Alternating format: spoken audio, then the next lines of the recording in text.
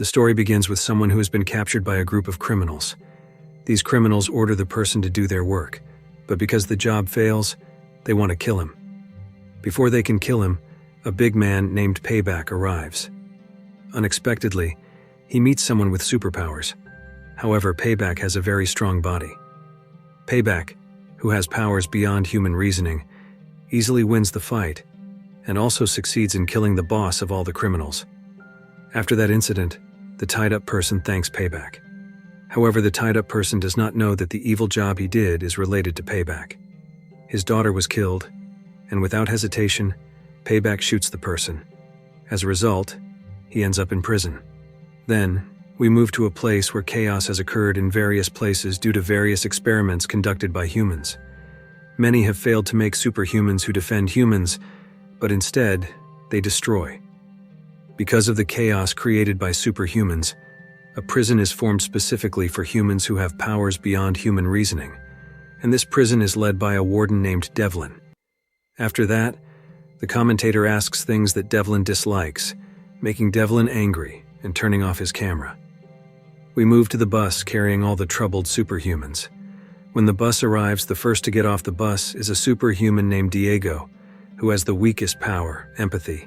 After everyone gets off the bus, the last superhuman to get off is Payback, who hates people who have powers, but misuse them.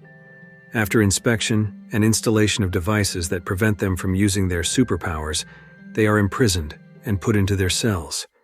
A few hours later, they come out and gather outside the field. Payback immediately meets someone named Diamond, who makes the situation bad in this prison. The fight is made a spectacle by the prison warden. When the fight is out of control, they use devices to shock the superhumans, instantly knocking them down.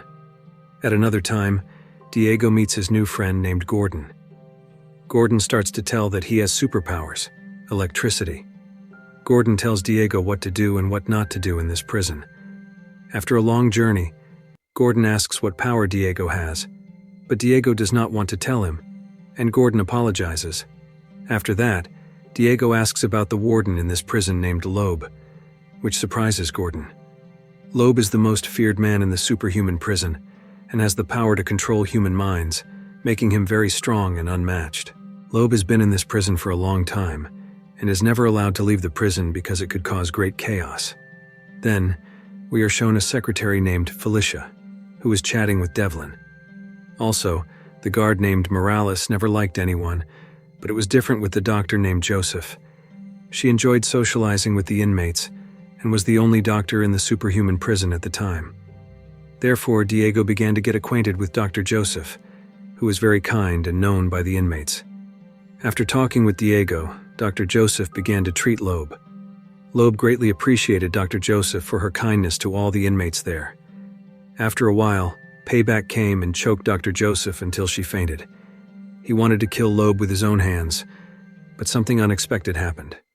Diego managed to stop Payback at that moment, making all the inmates appreciate Diego for his hard work in stopping Payback. After that, Diego was called by Loeb's right-hand man named Darius. Darius invited Diego to meet with Loeb in Loeb's prison room, but Diego was not allowed to enter and had to speak from outside. However, Loeb had a plan for Diego and told him to think fast. Then we move to where Felicia is continuously pressured by her boss. Her boss has a weakness for Felicia because Felicia has ambitions to become the boss after him. Therefore, Felicia continues to follow her boss's words. The captain in charge of guarding the inmates and competing with Felicia takes a short vacation.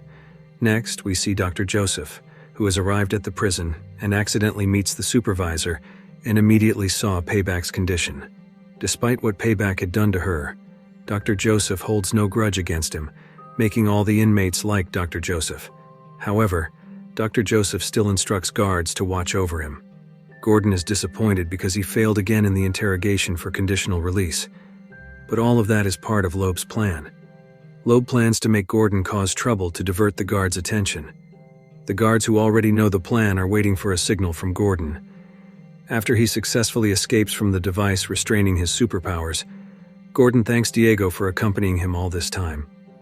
Chaos ensues throughout the prison because Gordon successfully diverts the attention of all the guards and causes all the inmates to fight with their powers. After some time with devices attached to their legs, The guards are able to stop them. They are then returned to their individual cells. Gordon, who had the misfortune of meeting Morales and was killed on the spot. The supervisor fabricates a false story that Gordon died from an unclear collision. Diego, called by the supervisor to meet with the oversight, is warned not to cooperate with Loeb and is threatened, which frightens him.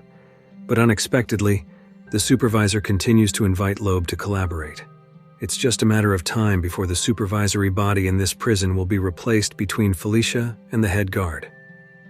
Felicia and her head guard continue to argue because they dislike each other.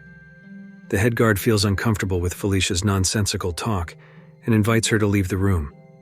Diego met Loeb again and asked what he was going to do, but Loeb told him to wait until Friday. Then Felicia receives a message that she will not be the replacement for the guard, which makes her very angry and argues with the head guard, causing the head supervisor to become very tired of watching them.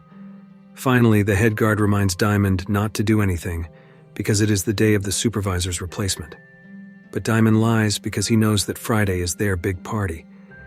The two supervisors are seen approaching Loeb, asking about the continuation of their mission. The day that Diamond has been waiting for arrives because they can use their superpowers again, as the devices on their legs that restrain their powers are hacked by Loeb, causing chaos in the prison that they never imagined. After Diamond makes payback feint, Diamond, who has a grudge against the head guard, chases him. Two guards who are still unaware that they are in danger because they are trying to reset the device that can restrain superpowers. But it all seems too late because Diamond successfully finds where the head guard is. But after Diamond saw that there was no head guard that he was sure was there earlier, Diamond finally finds him, and a fight ensues. And after a fierce fight, the head guard win the fight. The supervisor, who has moved into Loeb's body, dies because of the death penalty in the prison. Loeb, who is in the body of the supervisor, appoints Felicia as his replacement. Scene change payback, who has defeated all the criminals he considers evil. Also, Diego says goodbye to Dr. Joseph because he's going to change prisons. He will move to a regular prison. The power Diego possesses will not cause riots everywhere. After that, the guards who quit their jobs appoint Morales as their leader. Diego, who has moved prisons to go to a regular prison, leaves the superhuman prison. And Darius, who managed to get out because his interrogation was successful, Darius gets out on parole. After that, Darius is immediately picked up by the former head guard, who still doesn't realize that it is Loeb because he has transferred his soul into the body of the supervisor. And finally, Loeb's plan succeeded by successfully escaping and also bringing the superhumans out of prison. The movie ends. If you like this video, don't forget to subscribe, because by subscribing you have supported me to make better videos. See you in the next video.